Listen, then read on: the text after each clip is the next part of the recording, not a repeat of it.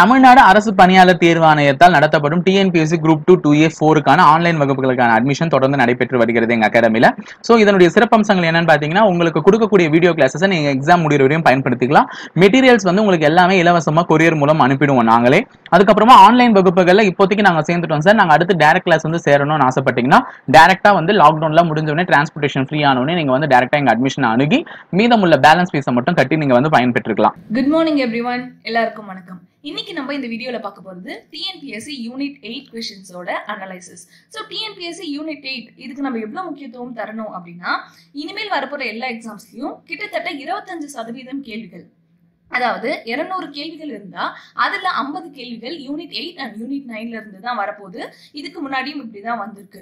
So இந்த questions எப்படி made up பண்றாங்க, அது மட்டும் இல்லாம இதோட சோர்சஸ் எங்க இருக்கு, இந்த क्वेश्चंஸை நம்ம எப்படி அப்ரோச் பண்ணணும் அப்படின்ற விஷயம் நமக்கு தெரிஞ்சாதான் நம்ம எல்லாரையும் டாப் ஆஃப் த எட்ஜ் அதுல இருந்து கிளியர் பண்ண முடியும். சோ நல்ல கட் ஆஃப்ஸும் வாங்க முடியும். இப்போ நம்ம என்ன பண்ண போறோம் அப்படின்னா, டிஎன்பிஎஸ்சி குரூப் 1 2021 நடந்தது இல்லைங்களா, சோ அதுல இருந்து யூனிட் 8ல கேட்கப்பட்ட கேள்விகள் அதை பேஸ் பண்ணி எங்க இருந்தெல்லாம் கேட்டிருக்காங்க அப்படின்ற சோர்சஸ் முதற்கொண்டு எப்படி கேட்டிருக்காங்க அப்படின்ற அப்ரோச்சும் பார்ப்போம். வாங்க வீடியோக்குள்ள போலாம். நம்மளோட முதல் கேள்வி என்ன அப்படின்னா, which of the following statements regarding அறிஞர் அண்ணா is correct? இதே தமிழ்ல பார்த்தோம் அப்படின்னா, அறிஞர் அண்ணா பற்றிய சரியான கூற்றுகளை தேர்வு செய்க அப்படின்னு சொல்லியிருக்காங்க. முதல்ல பார்த்தோம் ஆப்ஷன் ஏனா, he served as a sub editor of Justice magazine. Okay, he became editor of விடுதலை.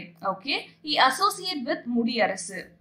இதுவே தமிழ்ல வந்து அவர் நீதி பத்திரிகையோட துணை ஆசிரியரா இருந்திருக்காரு, அடுத்து விடுதலை பத்திரிகையோட ஆசிரியரா இருந்திருக்காரு, முடியரசு அப்படின்ற பத்திரிகையில வார இதழ் தொடர்பான பணிகள்ல இருந்திருக்காருன்னு சொல்லியிருக்காங்க. இதோட கரெக்டான ஆன்சர் என்ன அப்படின்னா option B, A and B. Because அவர் ஜஸ்டிஸ் மேகசின்ல சப் எடிட்டரா இருந்திருக்காரு, அது கரெக்ட். விடுதலையில வந்து அவர் எடிட்டரா இருந்திருக்காரு, அதுவும் கரெக்ட். மூணாவது ஆப்ஷன் பார்த்தோம் அப்படின்னா முடியரசு, இங்கதான் தப்பு. பிகாஸ் அது பேர் முடியரசு இல்ல, குடியரசு. குடியரசு அப்படின்ற தமிழ் வீக்லி பேப்பர்ல தான் அவர் வந்து அவரோட ஆக்டிவிட்டிஸ் அசோசியேட் பண்ணியிருக்காரு. ஸோ இதுதான் ஆன்சர். இப்போ வந்து அறிஞர் அண்ணாவை பத்தி நம்ம தெரிஞ்சுக்கணும் அப்படின்னா, அவர் நல்ல பேச்சாளர், நல்ல பொலிட்டிஷியன், அதையும் தாண்டி ஹி இஸ் அ ஜேர்னலிஸ்ட். அதை பேஸ் பண்ணி பார்த்தோம் அப்படின்னா அவரோட ஜேர்னலிஸ்ட் ஆக்டிவிட்டிஸ் பத்தி, அதாவது அவரோட பத்திரிகை வேலைப்பாடுகளை பத்தி கேள்விகள் கேட்பாங்க. இந்த பாயிண்ட்ஸ் வந்து நோட் பண்ணிக்கோங்க. இது வந்து எங்கிருந்து கேட்டிருக்காங்கன்ற சோர்ஸும் எக்ஸ்ட்ரா பாயிண்ட்ஸும் இப்போ பார்க்கலாம். ஸோ எஸ், எங்கிருந்து கேட்டிருக்காங்க அப்படின்னா source 9th standard Tamil book, new Tamil book இருக்குங்க இல்லையா, அதுல பேஜ் நம்பர் 138ல இருந்து இந்த கொஸ்டின் வந்திருக்கு. எஸ், அறிஞர் அண்ணா பத்தியான அந்த ஒரு லெசன்ல நூல்வெளி அப்படின்ற பார்ட்ல பாத்தீங்க அப்படின்னா பேரறிஞர் அண்ணாவை பத்தி கொடுத்திருக்காங்க. அதுல பார்த்தோம்னா அவரோட எழுத்தாளர், அவர் வந்து தென்னகத்து பெனர்ஷா, இந்த கேள்வியும் அடுத்த டைம் வரலாம் கண்டிப்பா அப்படின்னு சொல்றாங்க. இதுல நிறைய விஷயங்கள் அவரை பத்தி கொடுத்திருந்தாலும் கடைசியில பாத்தீங்க அப்படின்னா அவரோட ஆசிரியர் பணிகள், ஃபார் எக்ஸாம்பிள் அவர் வந்து ஹோம் ரூல், ஹோம்லேண்ட், நம் நாடு, திராவிட நாடு, மாலைமணி, காஞ்சி இந்த போன்ற இதழ்கள்ல வந்து ஆசிரியராகவும், தென் குடியரசு, விடுதலை ஆகிய இதழ்களில் துணை ஆசிரியராகவும் இருந்திருக்கிறார். ஸோ இதுல இருந்து நமக்கு என்ன தெரியுது அப்படின்னா அது குடியரசு, முடியரசு கிடையாது. இதுலயே வந்து நமக்கு தப்புன்னு தெரிஞ்சு போச்சு. ஸோ சி எலிமினேட் பண்ணோம் அப்படின்னாலே வந்து we can get with this. அடுத்து பார்த்தோம் அப்படின்னா அவரை பத்தி எக்ஸ்ட்ரா இன்ஃபர்மேஷன், அண்ணாதுரை அப்படின்றவர் ஜஸ்டிஸ் மேகசைன்ல சப் எடிட்டரா இருந்திருக்காரு. ஸோ நம்ம எக்ஸாம்ல பார்த்தோம் இல்லையா அந்த ஃபர்ஸ்ட் பாயிண்ட். அது மட்டும் இல்லாம விடுதலை அப்படின்றதுல எடிட்டராகவும் இருந்திருக்காரு. அது மட்டும் இல்லாம அசோசியேட் வித் குடியரசு. ஸோ இந்த விஷயங்கள்லாம் நம்ம தெரிஞ்சுக்கணும். அது மட்டும் இல்லாம கடைசி அவர் வந்து திராவிட நாடு அப்படின்னு அவரோட ஜேர்னல் வந்து ஸ்டார்ட் பண்ணியிருக்காரு, புது பத்திரிகை வந்து ஸ்டார்ட் பண்ணியிருக்காரு. ஸோ அண்ணாதுரை அவரோட ஜேர்னலிஸ்ட் ஆக்டிவிட்டிஸ் பத்தி இந்த ஸ்லைட்ல இருக்கு. வீடியோ பாஸ் பண்ணி உங்களுக்கு வேணுன்ற பாயிண்ட்ஸ் எக்ஸ்ட்ரா காப்பி பண்ணிக்கோங்க. எஸ், நம்ம அடுத்த கேள்விக்கு போறோம். அடுத்த கேள்வி பாத்தீங்க அப்படின்னா ஆத்தர் அண்ட் புக். ஸோ என்ன எழுத்தாளர், அவர் எழுதிய புத்தகங்கள் பத்தி கேட்டிருக்காங்க. இதை பத்தி நமக்கு எந்த ஐடியாவுமே இல்லைனாலும் எப்படி ஸ்கோர் பண்றது அப்படின்றத நான் சொல்லித்தரேன். ஃபர்ஸ்ட் பாத்தீங்க அப்படின்னா வண்ணதாசன், இன்குலாப் ராமகிருஷ்ணன் சோ தர்மன் அவர்கள் எழுதிய நூலான சஞ்சாரம், சூல், காந்தல் நாட்கள், ஒரு சிறு இசை அப்படின்ற புத்தகமும் கொடுத்துருக்காங்க. இதை நம்ம எப்படி தெரிஞ்சுக்கிறது, ஏன்னா நம்ம இதுக்கு முன்னாடி படிச்சதே இல்லையே அப்படின்னா the answer is C 4312. Okay fine. எப்படி நம்ம வந்து இதை அட்டென்ட் பண்றது அப்படின்னா இப்படிதான். See here, 9th standard Tamil புக்ல பாத்தீங்க அப்படின்னா பேஜ் நம்பர் 195ல விருது மாலை அப்படின்ற ஒரு விஷயம் கொடுத்திருக்காங்க. இதுல பாத்தீங்கன்னா சாகித்ய அகாதமி விருது பெற்ற தமிழ் சிறுகதை எழுத்தாளர்கள் அப்படின்னு ஒரு கிட்டத்தட்ட ஒரு 7 பேர் லிஸ்ட்ல கொடுத்திருக்காங்க. இந்த 7 பேரை மனப்பாடம் பண்ணியிருந்தாலே போதும். பிகாஸ் ஒரு சிறு இசை வண்ணதாசன் அப்படின்றது நமக்கு தெரிஞ்சிருந்தாலே இந்த கேள்வி அட்டம் பண்ணிக்கலாம். பிகாஸ் வண்ணதாசன் ஒரு சிறு இசை அப்படின்னா A is 4. A is 4ன்னு பாத்தீங்கன்னா ஒரே ஒரு ஆப்ஷன் தான் இருக்கு. சி, ஸோ நம்ம 4 ஆப்ஷன்ஸுமே வந்து இந்த கொடுத்துருக்கிற 4 ஆப்ஷனுமே வந்து நமக்கு ஆன்சர் தெரியினாலும் ஒன்னே ஒன்று தெரிஞ்சிருந்தாலும் நம்ம ஈஸியாக வந்து இந்த மார்க் ஸ்கோர் பண்ணிக்கலாம். மற்றவங்களை விட நம்ம 2 மார்க் எக்ஸ்ட்ராவா ஸ்கோர் பண்ணிருப்போம், ரைட்? ஸோ இந்த மாதிரி தான் வந்து நம்ம டாக்டிக்ஸோட படிக்கணும். இந்த ஸ்ட்ராட்டஜி பேஸ் பண்ணி பார்த்தோம்னா 9th ஸ்டாண்டர்ட் நியூ தமிழ் புக்ல page number 195. So video pass பண்ணி இதை மார்க் பண்ணிக்கோங்க. பிகாஸ் திரும்பவும் இந்த சோர்சஸ் வந்து உங்களுக்கு கிடைக்காது. தென் பாத்தீங்க அப்படின்னா அதுல கிட்டத்தட்ட 7 பேர் கொடுத்துருக்காங்க. இந்த தடவை ஒரு சீரியஸை பத்தி கேட்ட மாதிரி அடுத்த தடவை கண்டிப்பா இதுல இருக்கிற வேற ஆப்ஷன்ல இருந்து கேள்விகள் கேட்கலாம். அன்பளிப்பு, சக்தி வைத்தியம், முதலில் இரவு வரும், அப்பாவின் சிநேகிதர், மின்சார பூ, சூடிய பூ சூடர்க்க, இந்த புக்குகளும் இந்த புக்கை எழுதின ஆத்தர்ஸையும் வந்து நம்ம மனப்பாடம் பண்ணிதான் ஆகணும். நெக்ஸ்ட் கேள்வி பார்த்தோம் அப்படின்னா இது கொடுத்துருக்காங்க. ஃபார் எக்ஸாம்பிள் ஒரு இடத்தை பத்தியான டீடைல்ஸ் கொடுத்துட்டு அந்த இடம் எது அப்படின்னு கேள்வி கேட்டிருக்காங்க. ஃபர்ஸ்ட் திங் என்ன அப்படின்னா, this place is located 12 kilometre from south east of Madurai and it prove the urban civilisation. அது மட்டும் இல்லாம சங்கம் மேராவை சேர்ந்தது, ரிவர் வைகையில இருக்கு. திரு ஆர் பாலகிருஷ்ணன் அவர்கள் வந்து இதை ஆராய்ச்சி பண்ணி இதுக்கும் இண்டஸ் வேலிக்கும் சம்பந்தம் இருக்குன்னு சொல்லியிருக்காரு அப்படின்னு சொல்லியிருக்காங்க. ஆப்ஷன்ஸ்ல பாத்தீங்கன்னா அழகன் குளம், பொருந்தல், கீழடி, கொடுமணல். இதுல பாத்தீங்கன்னாலே வந்து நம்ம கண்டிப்பா நம்ம வந்து எண்ட் ஆஃப் த டேல கீழடி தான் சூஸ் பண்ணணும். ஏன்னா வந்து திஸ் த மோஸ்ட் வெயிட்டிங் டாபிக்னு சொல்லலாம், இல்லைன்னா வந்து மோஸ்ட் டாக்கபிள் டாபிக்ஸ்ன்னு சொல்லலாம். ஏன்னா இதை தான் வந்து கிட்டத்தட்ட ஒரு 2 வருஷமா 3 வருஷமா நம்ம நியூஸ்ல கேட்டுட்டு இருக்கோம். ஏதாவது ஒரு சின்ன விஷயம் க்ளூ நமக்கு கிடைச்சா கூட நம்ம கீழடி தான் நம்ம சூஸ் பண்ணியிருப்போம். நீங்க நிறைய பேர் சூஸ் பண்ணியிருப்பீங்க அப்படின்னு நம்புறேன். So the answer is Keezhadi. Keezhadi தான் மதுரையில இருந்து 12 கிலோமீட்டர் தள்ளி இருக்கு. ரிவர் வைகை ஆற்றின் கரையில இருக்கு. திரு பாலகிருஷ்ணன் அவர்கள் இதை ஆராய்ச்சி பண்ணி இங்கேயும் இந்த சிவிலைசேஷனுக்கும் உள்ள தொடர்பை, திராவிடர்களுக்கும் இந்த சிவிலைசேஷனுக்கும் உள்ள தொடர்பை இதை ஒரு எவிடன்ஸா வச்சு அவர் ப்ரூவ் பண்ண ட்ரை பண்ணியிருக்காரு. ஸோ இதை பேஸ் பண்ணி பார்த்தோம் அப்படின்னா இது எங்கிருந்து கேட்டிருக்காங்கன்னா 9th ஸ்டாண்டர்ட் ஹிஸ்டரி புக் இருக்கு இல்லையா, அதுல டேர்ம் 1ல 3rd lesson. So early Tamil society அப்படின்னு ஒரு லெசன் இருக்கும். அதுல பாத்தீங்க அப்படின்னா கீழடி பத்தி ஒரு தனி பேஜ் இருக்கும். அதுல பாருங்க, Keezhadi near Madurai of Tamil Nadu.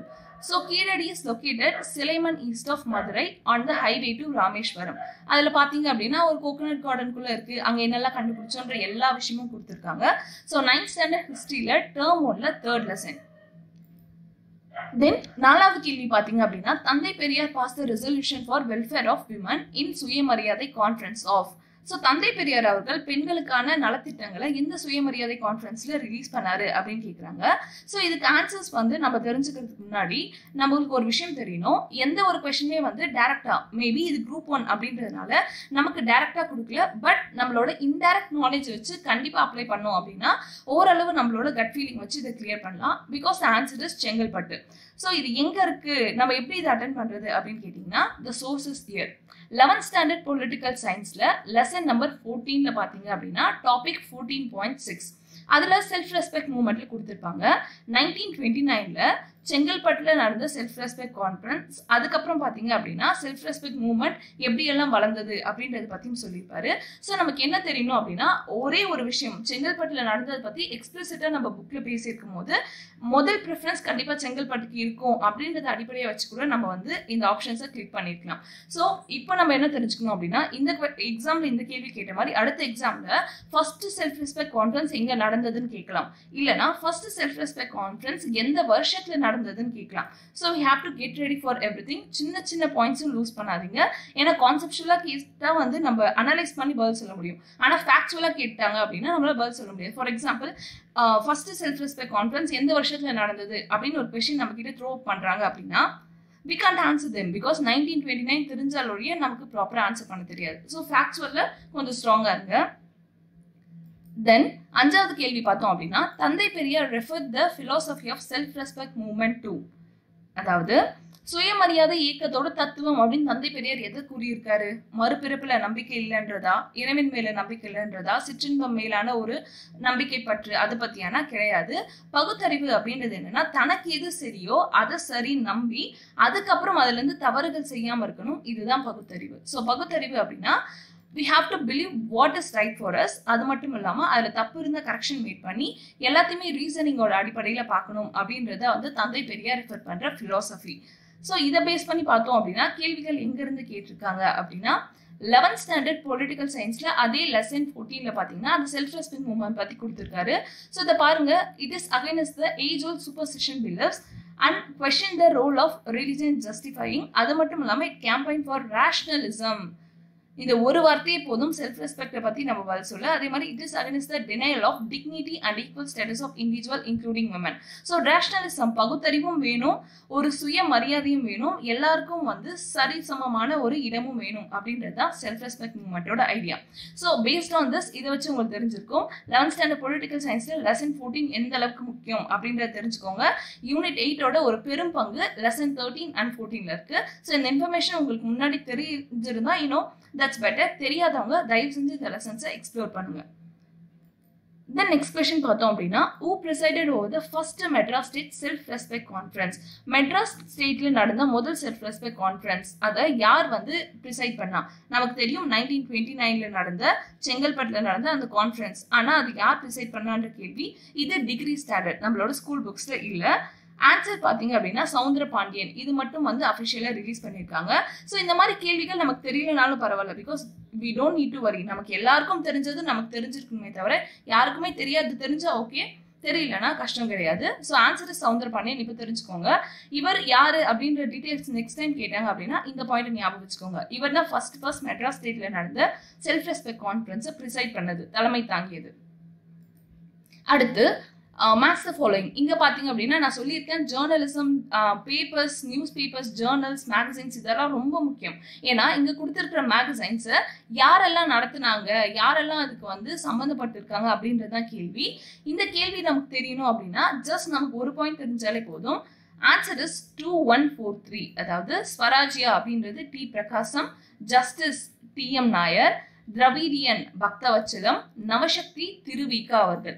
So இதை வந்து வீடியோ பாஸ் பண்ணி நோட் பண்ணிக்கோங்க. யார் யார் எந்தெந்த நியூஸ் பேப்பருக்கு சம்மந்தப்பட்டிருக்காங்க அப்படின்றது தெரிஞ்சுக்கோங்க. இது எங்கேருந்து கேட்டிருக்காங்க அப்படின்ற சோர்ஸ் பார்ப்போம். பிகாஸ் நமக்கு எல்லா சோர்ஸுமே கிடைக்கலனாலும் நமக்கு ஓரளவு இருக்கிற பாயிண்ட்ஸ் வச்சு நம்ம கொஸ்டின் அனலைஸ் பண்ணலாம். ஃபார் எக்ஸாம்பிள் 1916ல PT Thyagarajar, TM Nair others started the South India liberal Federation. Okay, இதுக்கப்புறம் பாயிண்ட பாருங்க. A magazine Justice was also published to express the federation thoughts அப்படின்னு கொடுத்திருக்காங்க. ஸோ பிடி தியாகராயர், TM நாயர் அதர்ஸ் இவங்கெல்லாம் சேர்ந்து ஆரம்பிச்ச ஒரு யூனிட்.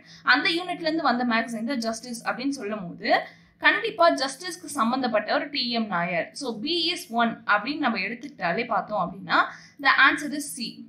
ஓகே, ஸோ இப்படி நம்ம சால்வ் பண்ணனாலே போதும். நம்ம எப்படி வண்ணதாசன் அவர்கள் ஒரு சிறு இசை அப்படின்றத பார்த்தோமோ அந்த மாதிரி ஜஸ்டிஸ் அப்படின்றது TM நாயர்னு ஒரே ஒரு ஆப்ஷன் தெரிஞ்சாலும் இந்த மொத்த கொஸ்டின் சால்வ் பண்ணிருக்கலாம். ஸோ ஸ்கூல் புக்ஸ்ல நல்ல டீடைல் தான் வந்து இம்பார்ட்டன்ஸ் கொடுங்க. சின்ன சின்ன பாயிண்ட்ஸையும் வந்து உன்னிப்பா கவனிச்சு படிங்க. இது எங்க இருக்கு அப்படின்னா 11th standard political science lesson 13ல இருக்கு. ரைட், நம்ம அடுத்து பார்க்க போற கேள்வி 8th one. In 1916 South India People Association was renamed as. So நிறைய பேரை கன்ஃபியூஸ் பண்ண, நிறைய பேரை கேள்வி கேட்க வச்ச ஒரு கொஸ்டின்ஸ் வந்து ரெண்டு. ஒன்று இதுக்கப்புறம் வரப்போற 9th கொஸ்டின் நான் சொல்றேன். So South India people association அப்படின்றது என்னவா ரீநேம் பண்ணியிருக்காங்க அப்படின்னா, அப்படின்னு தமிழ்லையும் கேட்டிருக்காங்க. த ஆன்சர் இஸ் ஜஸ்டிஸ் பார்ட்டி. ஏன்னா 1916ல ஆரம்பிச்சு சவுத் இந்தியா பீப்புள் அசோசியேஷன் பிற்காலத்துல ஜஸ்டிஸ் பார்ட்டியா மாறிச்சு. இதை நம்ம எல்லா இடத்துலயுமே வந்து நம்ம படிச்சிருக்கோம். சவுத் இந்தியா பீப்புள் அசோசியேஷன் ஆகட்டும், சவுத் இந்தியா லிபரல் ஃபெடரேஷன் ஆகட்டும், இது ரெண்டுமே இணைஞ்சு ஜஸ்டிஸ் பார்ட்டியா மாறி இருக்கு. So South India liberal federation அப்படின்றது கொஞ்ச நாள் கழிச்சு ஜஸ்டிஸ் பார்ட்டியா மாறி இருக்கு. So South India liberal federation கூடவே சேர்ந்து இன்னொரு யூனிட் எது அப்படின்னா South India people association. So இந்த பாயிண்ட் நம்ம யாருமே பார்க்கலனாலும் இந்த எக்ஸாம்ல நம்ம கண்டிப்பா நோட் பண்ணணும். சவுத் இந்தியா பீப்புள் அசோசியேஷனும் சவுத் இந்தியன் லிபரல் ஃபெடரேஷனும் இதுதான் ஜஸ்டிஸ் பார்ட்டியா உருமாறி இருக்கு. எஸ், ஸோ நமக்கு தெரியும் ஜஸ்டிஸ் பார்ட்டி அப்படின்றது பிற்காலத்துல என்னவா இருந்து இந்த மாதிரி மாறுச்சு அப்படின்னா சவுத் இந்தியா லிபரல் ஃப்ரண்ட். இப்பதான் வந்து நம்ம அதை பார்த்தோம். ஸோ அடுத்த கேள்வி பார்த்தோம் அப்படின்னா, what is the following idea does not fall in தந்தை பெரியார் definition of civilization? கேள்வி என்ன அப்படின்னா, நாகரிகம் அப்படின்றது எதை உட்படாது. ஸோ எது நாகரிகம் அப்படின்றது வந்து பெரியார் சொல்லல. ஸோ இது இந்த கொடுத்திருக்க 4 பாயிண்ட்ல இதெல்லாம் நாகரிகம் 3 பாயிண்ட் சொல்லியிருக்காரு, ஆனால் ஒரு பாயிண்ட் சொல்லல. ஸோ எது அப்படின்னு கேட்டீங்கன்னா the answer is this. because நாகரிகம்னா என்ன? accepting every religion, okay, trying for also others what good one want, அடுத்து total progress of human beings, அதாவது எல்லா மதத்தையும் வந்து ஒரு சமமா பார்க்கணும், எல்லாத்தையும் ஏத்துக்கணும் அப்படின்றதையும் சொல்லியிருக்காரு. மற்றவங்களுக்கு நல்லது செய்யணும், ஓகே. அதே மாதிரி எல்லாருக்கும் பெரும்பான்மையானவருக்கு எது முன்னேற்றமோ அதை செய்யணும், ஓகே அப்படின்னு தான் சொல்லியிருக்காரே தவிர சயின்டிபிக் இன்வென்ஷனா பேஸ் பண்ணி லைஃப் வந்து ப்ளசன்ட் ஆக்கணும் அப்படின்றது அவர் சொல்ல. யோசிச்சு பாருங்களேன், 1950 1940s இங்கெல்லாம் எதுக்கு சயின்டிபிக் இன்வென்ஷன் வரப்போகுது, ரைட்? ஸோ இது லாஜிக்கே எல்லாம் பிளேஸ் ஆயிருக்குதுன்னா நம்ம ஈஸியாக வந்து இதை கிளியர் பண்ணலாம். ரேஷனலிசம் தான் வேணும்னு சொன்னாரே தவிர சயின்டிஃபிக் இன்வென்ஷன்ஸ் பற்றி அவர் பேசல. அதுவும் சயின்டிஃபிக் இன்வென்ஷன்ஸை வச்சு லைஃப்பை ப்ளசன்ட் ஆக்கணும், வாழ்க்கையை இனிமையாக்கணும் அப்படின்றத பற்றி அவர் சொல்லவே இல்லை. நம்ம லாஜிக்காக யோசிச்சனாலே கரெக்ட் பண்ணிடலாம். Okay fine. ஸோ இதோட பார்த்தோம் அப்படின்னா இந்த 10 கொஸ்டின் அனலைசிஸ் முடியுது. உங்க எல்லாருக்குமே இது ரொம்ப யூஸ்ஃபுல்லா இருக்கும்னு நான் நம்புறேன். பிகாஸ் இனிமேல் குரூப் 2 அண்ட் குரூப் 4 ஒர்க் வந்து ஸ்டார்ட் ஆயிடுச்சு.